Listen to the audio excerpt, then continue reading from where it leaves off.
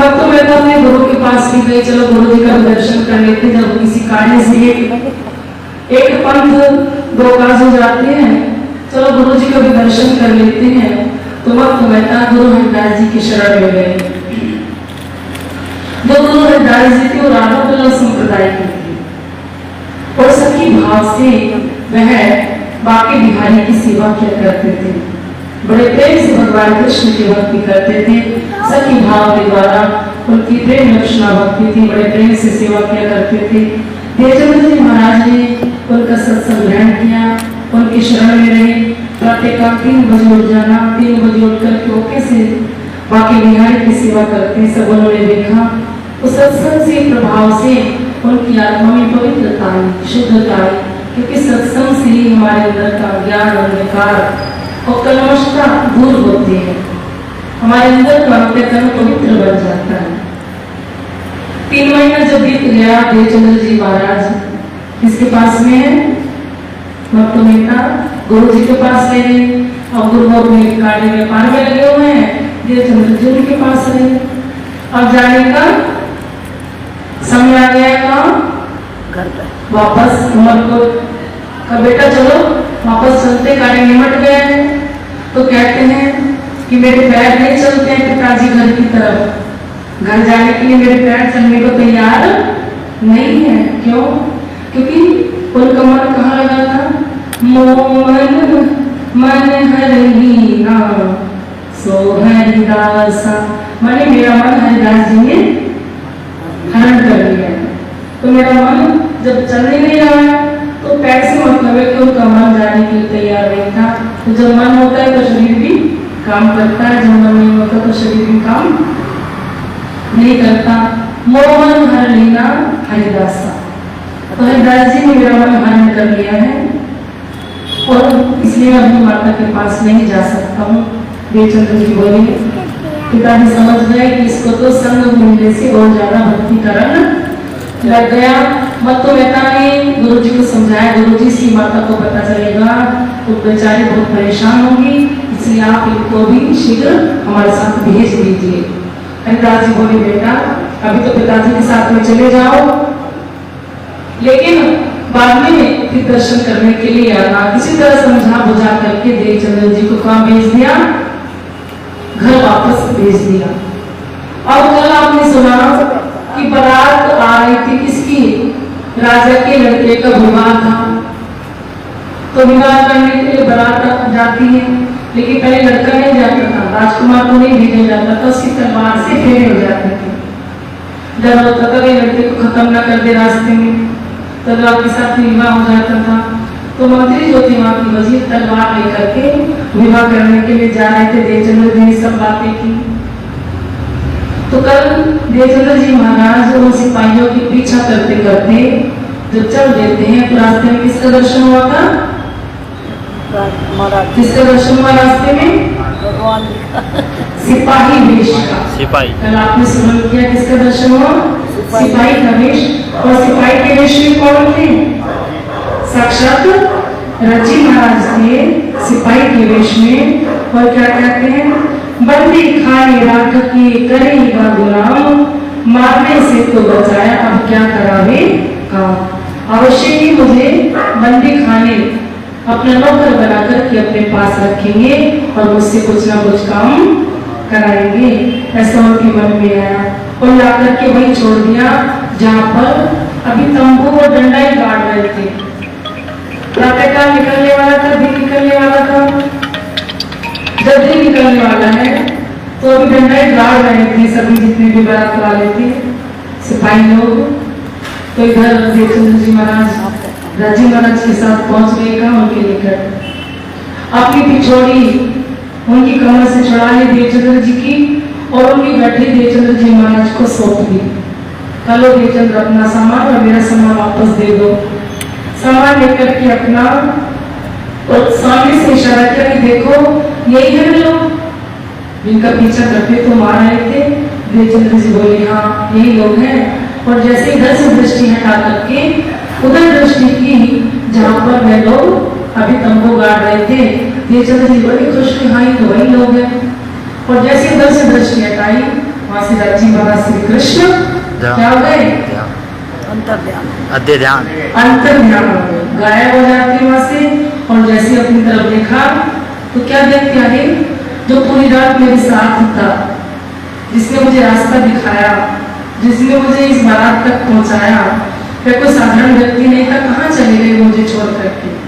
तो इस बात का उनको बड़ा दुख हुआ कि मेरे साथ पूरी रात रहे, फिर भी मैं उनको पहचान नहीं पाया। वो तो साक्षात परमात्मा ही मेरे साथ में चल रहे थे। फिर किया था विचारिया मेरे ये तो है सिर पर, जहां कहूं मैं डार हो फिर छोड़े नहीं क्यों कर। अब उनको इतना तो निश्चय हो गया कि इनकी कृपा, इनकी छत्र छाया मेरे सिर पर है, और जहां कहीं भी मुझ पर संकट आएगा, ये मुझे संकट में नहीं पड़ने देंगे।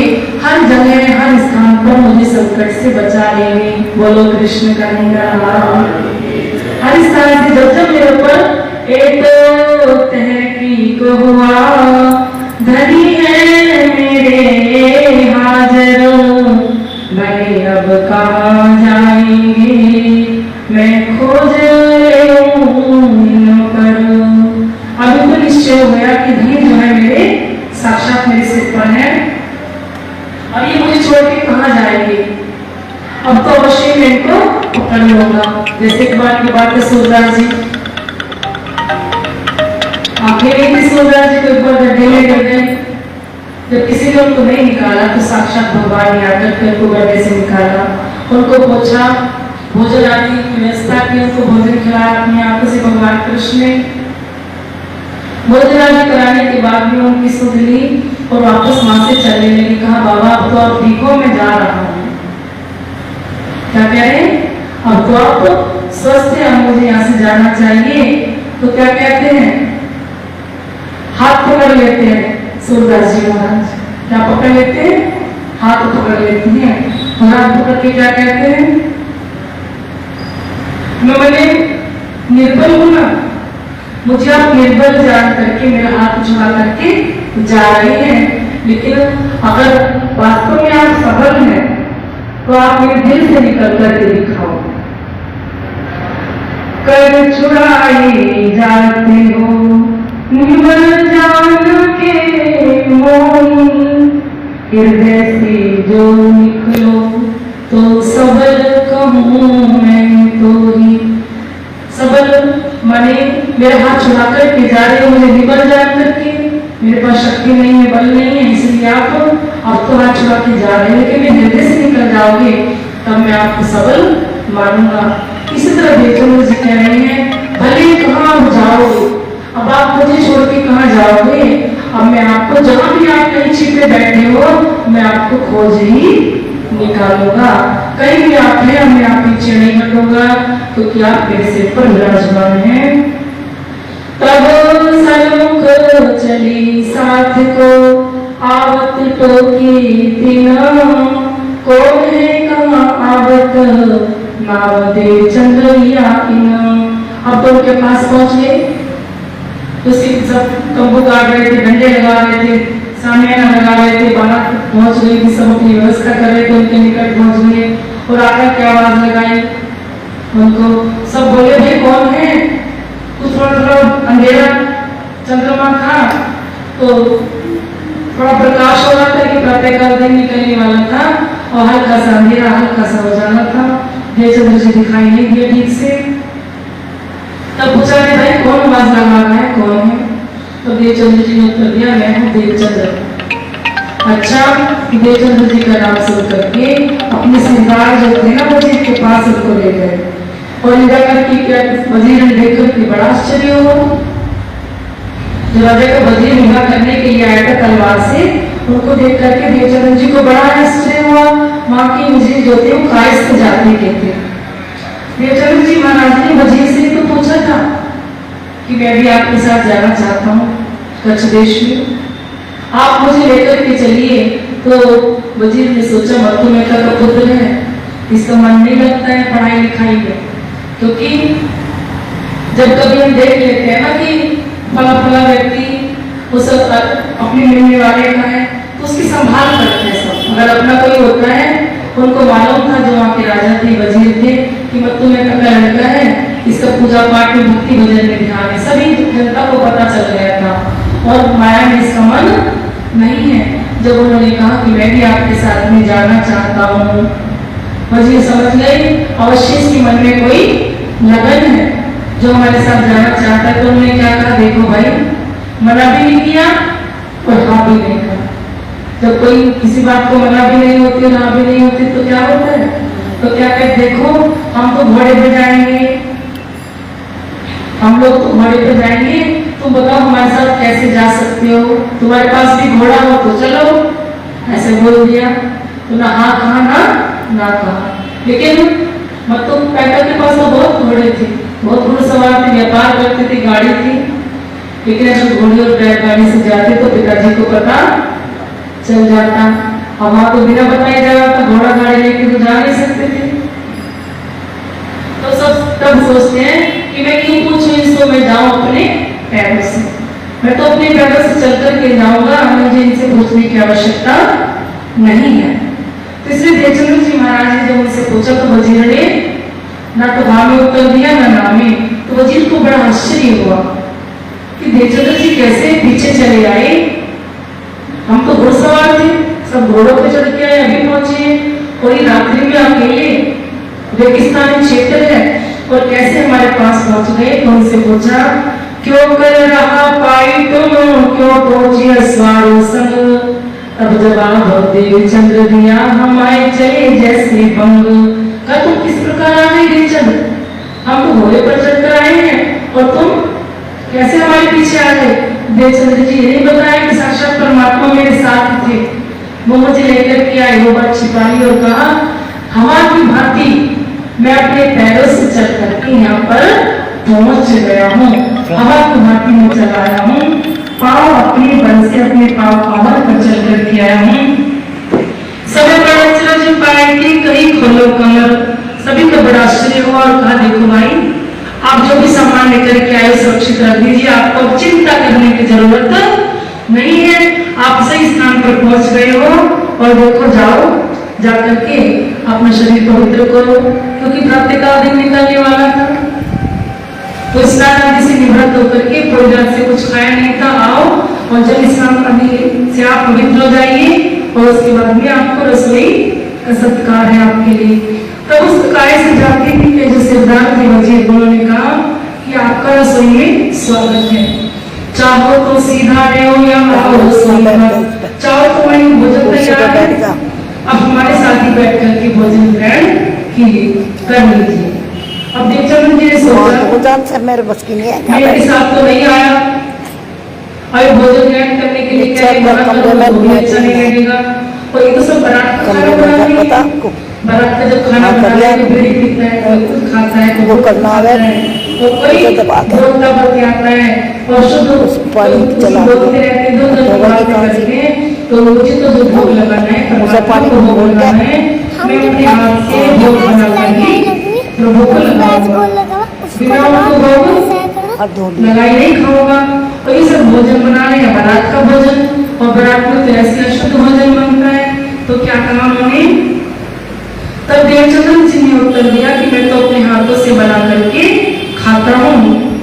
तो हमारे भंडार से सीधा ले तुम, तो कहते आए तुम्हारे पिताजी को पता चलेगा, वो भी कायस्थ है, हम भी कायस्थ है, हम एक ही जाति के, फिर तुम क्यों हमसे भेद कर रही हो, तुम्हारे पिता को पता चलेगा तो उनको बुरा लगेगा, तो इसलिए हमारे साथ ही भोजन ग्रहण करो।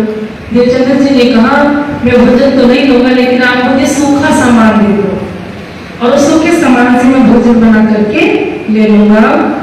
तब कायस्थ दुख पाएंगे कहीं हमारी नहीं रमेश, तब कायस्थ दुखी होकर कि कहा हमारा ये रिवाज नहीं है, तो हमारी जाति के हो, सीधा अवश्य ले लीजिए, लेकिन आपने रसोई ग्रहण नहीं की। तब सीधा लेकर के देवचंद्र जी ने अपने हाथों से भोजन तैयार किया और भोजन बना करके सदगुरु महाराज ने अब क्या किया,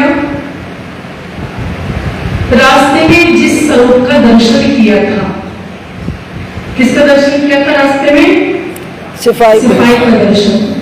तो जिसका दर्शन किया था रास्ते में, उसी स्वरूप को अपने ध्यान में ला करके साक्षात उन्हीं के सामने भोग रख करके, थाली रख करके भोग लगा रही है।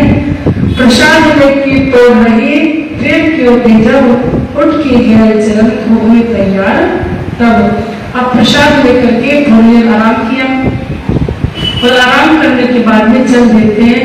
उस वजीर ने कहा देखो एक घोड़े पर 4 लोग हैं, जा रहे हैं तो एक घोड़े पर 4 लोग हैं, 5वें तुम बैठ जाओ और चलो आप भी हमारे साथ। तो 5वें देवचंद्र जी के घोड़े पर बैठ करके अब चल देते हैं कहाँ पर, कच्छ में। अब 3 दिन पार करके अब पहुंच जाते हैं कहाँ, कच्छ पहुंच गए, भोजनगर पहुंच गए कच्छ में। और वहां जाने पर तो अपने बारात को लेकर के चले जाते हैं अपना कार्य करने के लिए। महामती कहे साथ जी देवचंद्र जी की भी तक आगे खोज करेंगे सोई बातें बुजुर्ग। स्वामी रामदास जी महामती के रूप में कहते हैं देवचंद्र जी का ये अब तक का संक्षिप्त जीवन वृत्तांत है। अब यहाँ से कैसे कैसे वो एक कदम बढ़ाते हैं, कैसे परमात्मा की खोज के लिए उन्होंने अपने अभियान में आगे बढ़े, उसकी चर्चा की जाएगी। कच्छ में खोज। अब कच्छ में जाकर के कैसे देवचंद्र जी महाराज ने खोज की, तो क्या क्या वहां पर एक मंदिर बना हुआ था। वहां पर पंडित लोग क्या करते थे, चर्चा करते थे, सत्संग करते थे, पंडित परमात्मा के बारे में बताते थे। तो चले गए देवचंद्र जी वहां और उससे जाकर के उन्होंने क्या की, चर्चा की, भगवान के विषय में पूछा कि भगवान कहाँ है, भगवान कहाँ रहते हैं। तो उन्होंने इशारा किया कि देखो, तब तो भगवान के बारे में संकेत करके कहा कि देखो ये जो मूर्ति है ना, हम तो इनको परमात्मा मानते हैं, आप जो मूर्ति देख रहे हो इनको क्या मानते हैं, परमात्मा मानते हैं। कहा मन मानी नहीं रहने वाली नजर, कोई दिन रहे दिन में फिर उठे खोज ऊपर। उनके सत्संग में बैठकर के इनका मन संतुष्ट नहीं हुआ, क्योंकि उमरकोट में भी इन्होंने बहुत मूर्ति की पूजा की। 3-3 घंटे परिक्रमा किया करते थे देवचंद्र जी, 3 बजे से लेकर के 6 बजे तक रोज परिक्रमा करते थे, 108 परिक्रमा करके। और 1 साल तक इन्होंने लगातार परिक्रमा की, लेकिन मूर्ति ने कोई उत्तर नहीं दिया, कोई दर्शन नहीं दिया। इसलिए देवचंद्र जी महाराज का मन नहीं माना, कुछ दिन उनके सत्संग में रहे और फिर वहां से चले गए। फिर वहीं पर आए वो जो सन्यासी है बड़े डिम्बधारी, और सन्यासियों के पास चले जाते हैं और वो क्या है, बड़े डिम्बधारी माने बड़ा आडंबर रखते हैं, बड़ा लंबा तिलक लगाते हैं, जटाजूट रखते हैं, भगवा वस्त्र पहनते हैं। फिर सन्यासियों के पास में चले जाते हैं। पूरी जनता होती है कच्छ देश की, भुज की, वो सब उनकी शरण में आकर के उनको पूजा करते थे। कहा जाए कि खोजिया कहे जानत है, हम सब उनके पास पहुंच गए सन्यासियों के पास जाकर के क्या कि क्या आप परमात्मा का आप ज्ञान दे सकते हैं, परमात्मा कहाँ रहते हैं। कहते हम सबको जानते हैं, आप हमारी शरण ग्रहण करो, लेकिन पहले तुम्हें हमसे मंत्र लेना होगा। पहले क्या होगा, दीक्षा लेनी होगी। निश्चय कर ग्रहो तुम देवे नाम सुमरन, यदि तुम इनसे दीक्षा ले लोगे तो अवश्य तुम्हें भगवान परमात्मा मिल जाएंगे। करे चर्चा करे दत्त की लिया नाम सुमरन, तो ये दत्तात्रेय भगवान की कथा सुनाया करते थे। किसी कथा सुनाते थे, दत्तात्रेय की लिया नाम सुमरन। अब तो दत्तात्रेय की कथा सुनाते थे कौन, सन्यासी दत्तात्रेय की कथा सुनाते थे। अब देवचंद्र जी ने सोचा अरे भाई ये तो बड़ी अच्छी बात है, बिना पहचान कराए, बिना परमात्मा का ज्ञान दिए, और ये कह रहे हैं कि पहले मंत्र ले लो और तब उसके बाद में आप क्या करोगे, बिना मंत्र लिए बिना उसके क्या करने की चर्चा, आपको परमात्मा मिल जाएंगे। और चर्चा करें दत्त की ज्ञान और दत्तात्रेय की चर्चा सुनाते थे। देवचंद्र जी ने सोचा चलो कोई बात नहीं, अगर नाम सुमरन लेने से भगवान मिल जाते हैं तो क्या फर्क पड़ता है, चलो नाम ले लेते हैं, मंत्र ले लेते हैं, हो सकता है प्रभु मिल ही जाए मंत्र लेने से। पर पति जीवन अब आ गए उनकी शरण में, मंत्र भी ले लिया। क्या ले लिया, मंत्र ले लिया। और दत्तात्रेय की चर्चा करते थे। और क्या होती थी उनकी पूजा पाठ का क्या नियम था उनकी, यही जो अष्टांग योग है ना सन्यासियों के पास में, यम नियम आसन प्राणायाम ध्यान धारणा समाधि, तो ये सब अंगों का ही पालन करती थी। ये साधना क्या करती थी?